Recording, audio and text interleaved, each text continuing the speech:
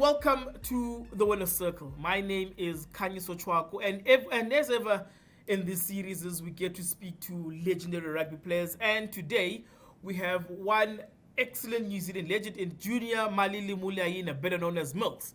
Malili at the time when he used to play for the Chiefs, then he moved for the Bulls, for the Blues, then he moved to the Chiefs. He is a legend, and that is one of only few All Black rugby players with 100 caps.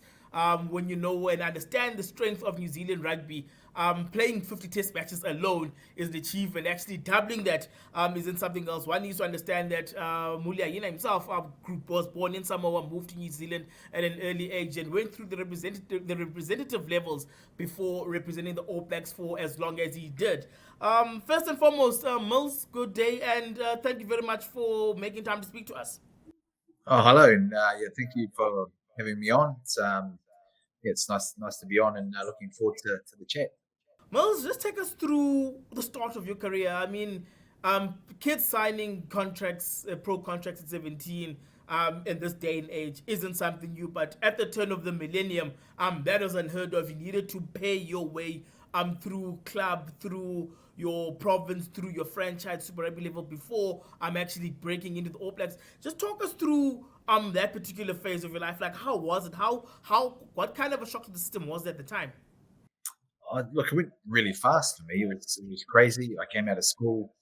I had my first sort of semi-professional contract when I played sevens. I actually played sevens for Samoa at the age of 18, 19, before I sort of transitioned into an academy contract with Auckland Rugby. And that was $2,000. I did a little bit of study at the same time.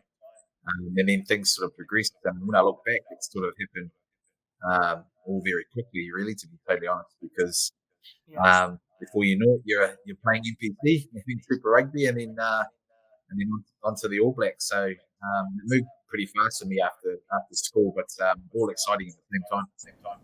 Yeah. Just talk us through growing in your career. I mean, you played in an era where, as a South African, I have to say it was when we looked at South Africa and New Zealand rugby stocks with envy. If I'm not mistaken, there was a time between 2005 and 2007 where the All Blacks effectively pick three test teams, and on any given day, one of those test teams will actually beat any other test team. Just talk us through growing in that era. And I mean, you also won Super Rugby with two different teams. Yeah, it's crazy because New Zealand's well known for its talent. As a youngster growing up here in New Zealand, as soon as you learn how to walk, you're basically picking up a rugby ball, and it's every Kiwi's dream to become an All Black. So to go on and do that was fantastic for me.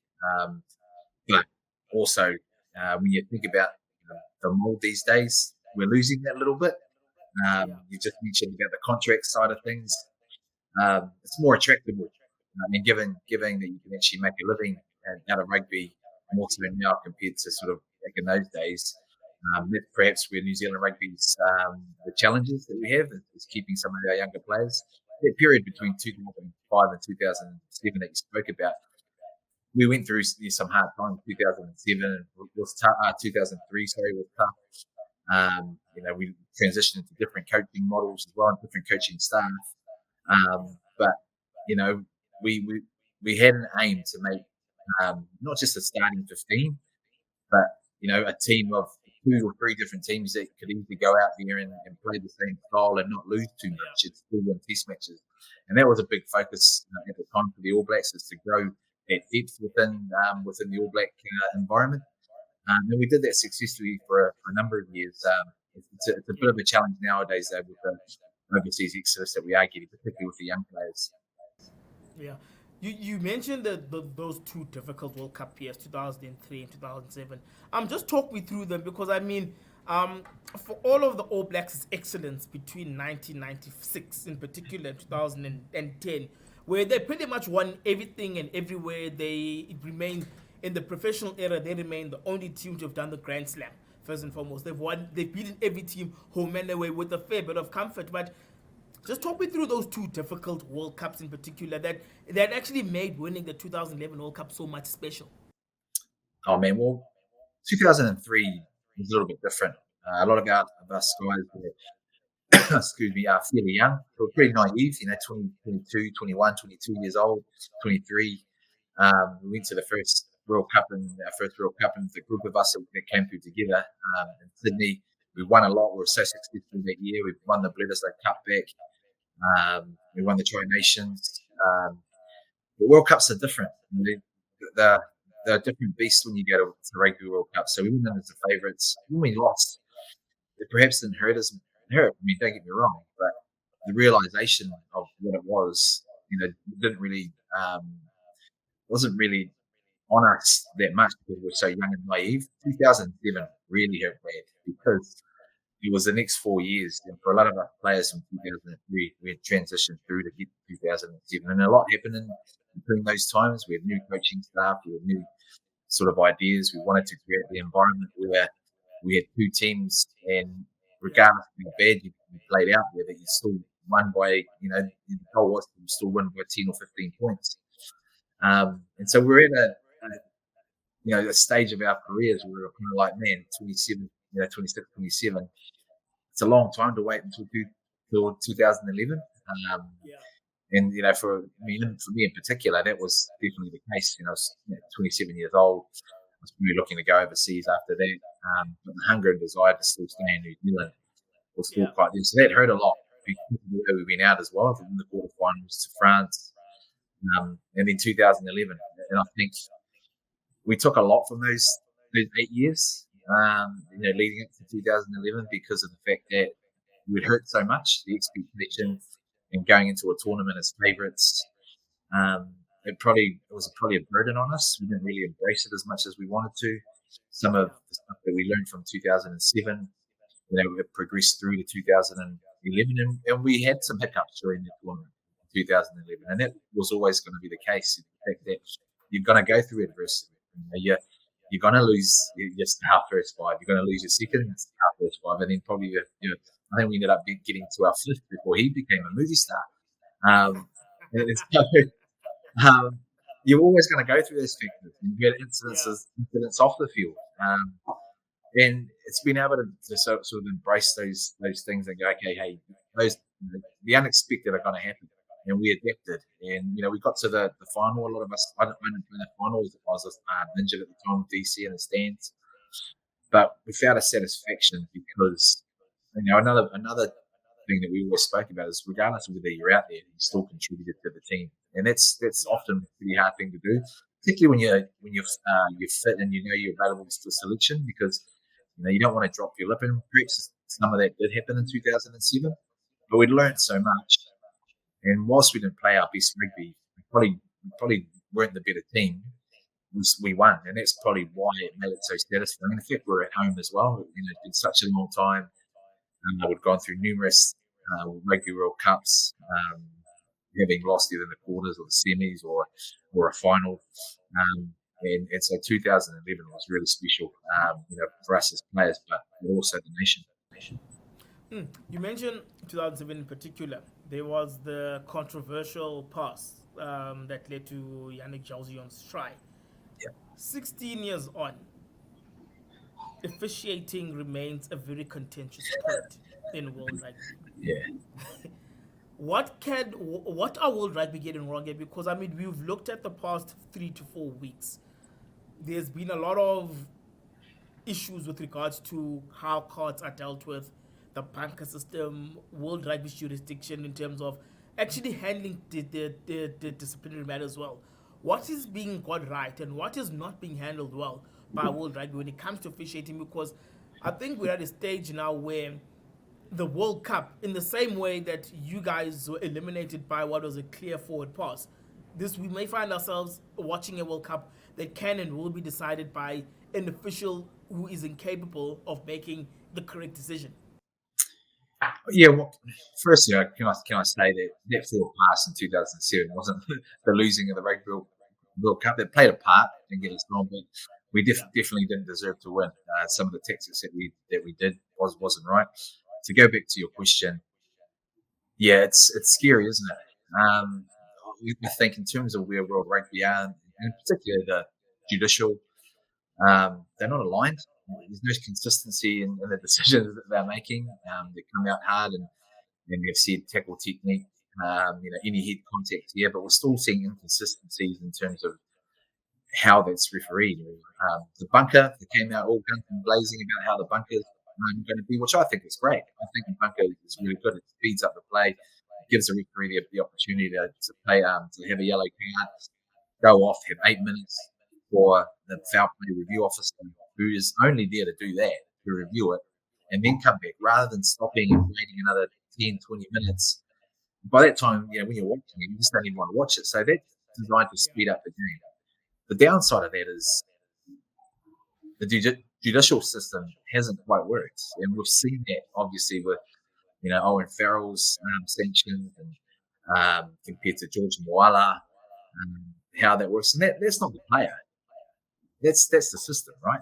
And I guess the scary part is of this thing is that I think we will get controversy in terms of decisions that are going to be made at Rugby World Cup. It's always happened at Rugby World Cups. That you're just hopeful that they're not going to be the big talking point of the whole World Cup, that we're going to sit there and discuss, how bad a refereeing decision was or the judicial decision was. There's just too many rules. I mean, that's one thing. There's too many rules for referees to officiate. And you're going at the breakdown, and you've probably got about 1,000 rules you could actually penalise someone for from both sides. So we've got to get rid of some. How that looks, well, we've got to actually come together and decide what they need to get rid of. We want to have a fast game, but we also want to have a clean game. So, concussions and things are a big part of that. But I guess the biggest issue right now is the consistency of the judicial and how that works and who's on the panel. And, depending on which panel you're up against, you could be let off or not let off. And that's where World Rugby have got to get aligned.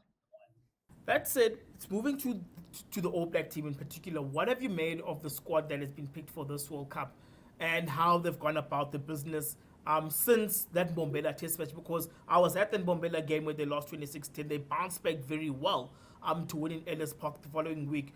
What clicked in that Ellis Park test that has seemingly carried a wave of momentum for the All Blacks? Because they've looked a different team since that outing around about this time last year in Mpumalanga. Yeah, man, no doubt about it. They're the pressures that we're under. There's no doubting we've got the players. Okay? Individually, they've got the players, but when you've got your own rugby unions who are not sort of backing the coach, and he was kind of all those outside influences would have hurt them big time in terms of their mental side. So they've just went to that game in South Africa and said, you know what, we're going to really get in together and we're going to go out there and win this. They absolutely got doubts the week before, and to come out the way they did was huge. But I think you've got to give a big ups to the coaches, because there is a lot of damage that's been done in terms of last year, but they've gone away and they've almost sort of created this sort of, hey, we've got to get on with things. We know we've got the talent. Now it's time to actually put in rugby and a decent brand of rugby that suits our game, but also let the baggage go a little bit. Because when you're in that environment, sometimes you feel like the whole world is against you, the whole nation's against you, because you're not playing well. They're after the coaches. Players are being ridiculed all over the place, and you end up going into your showers with one team. And I think this team's come out and really worked on the off-field stuff. They look nice and they're really happy at what they're doing, but they're really settled in terms of, hey, this is an All Black side that wants their fans to get in behind them. And now they're playing a brand of rugby that we're used to seeing from the All Blacks. The exciting part now is they're going into the Rugby World Cup.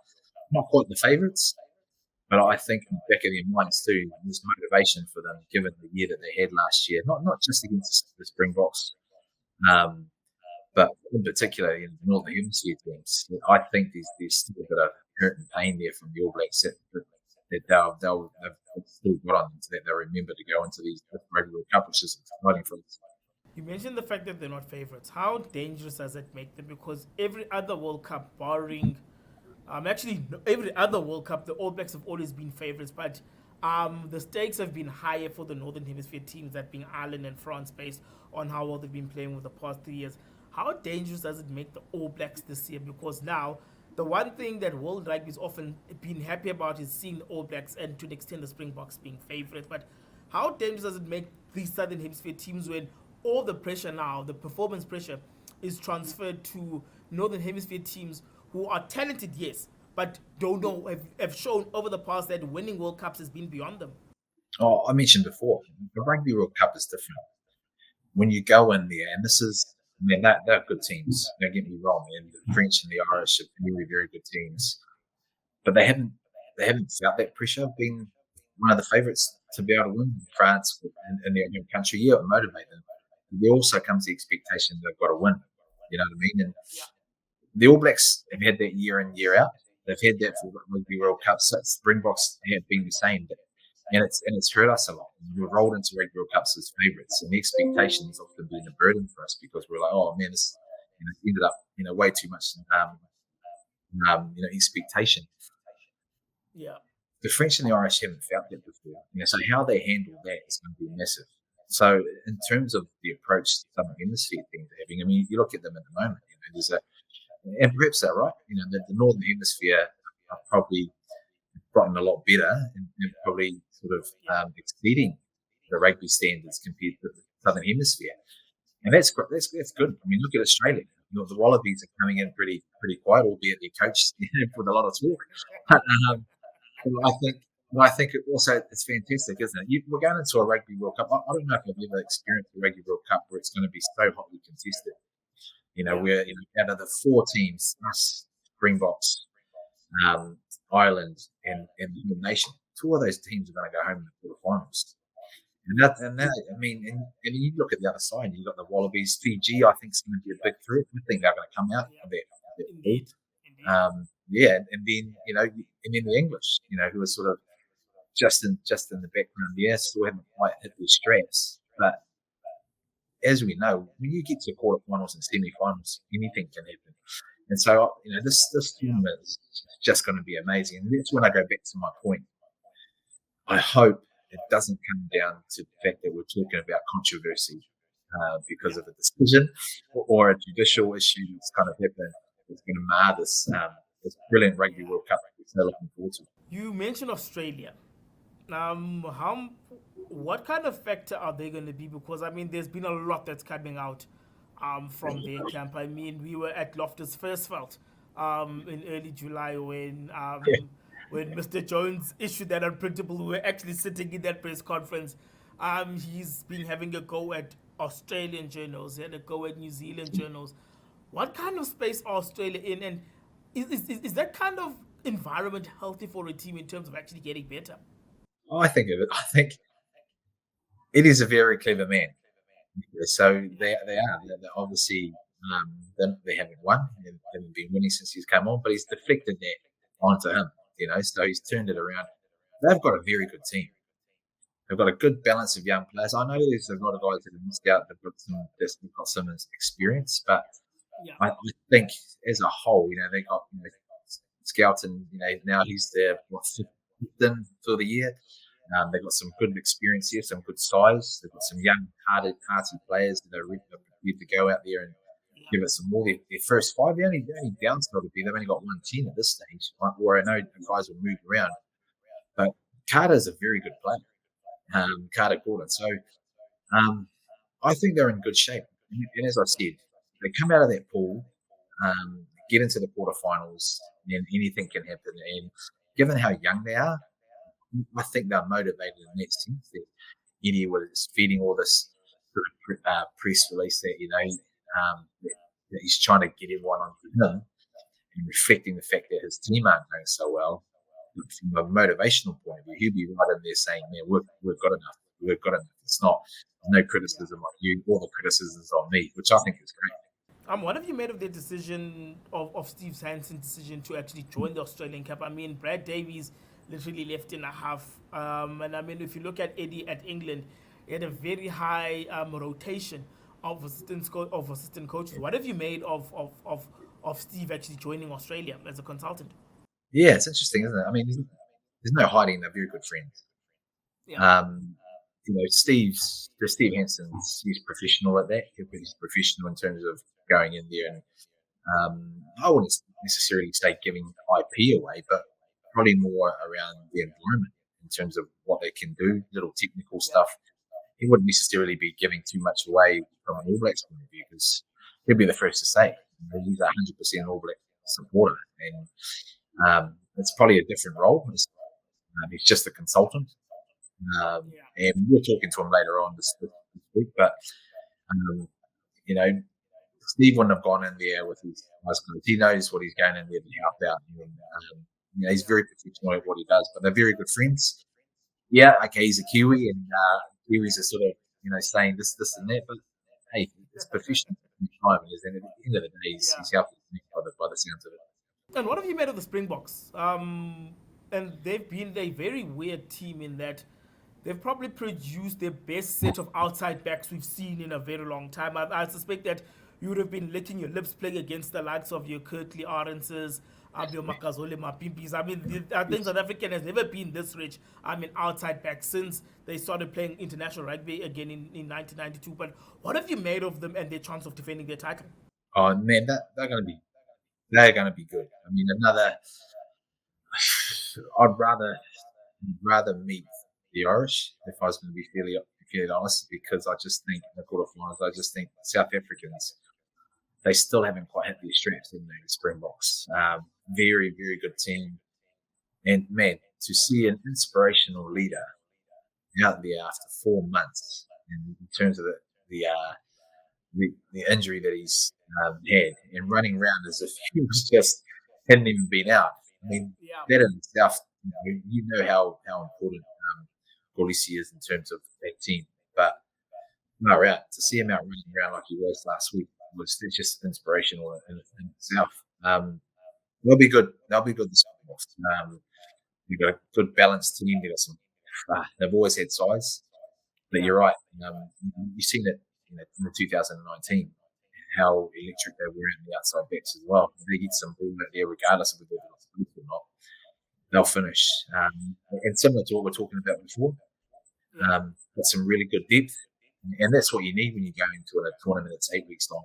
Yeah, you mentioned depth, and you talked about fly-offs in particular, and how you guys had to hit the bot, not the bottom of the battle, but find Mr. Beaver to actually play in the World Cup final and play as well as he did. South Africa here at this point in time has Handré Pollard in the standby group because of recovering from an injury, which has seen Mani Lipok actually step up reasonably well, even though his goal kicking has come into question.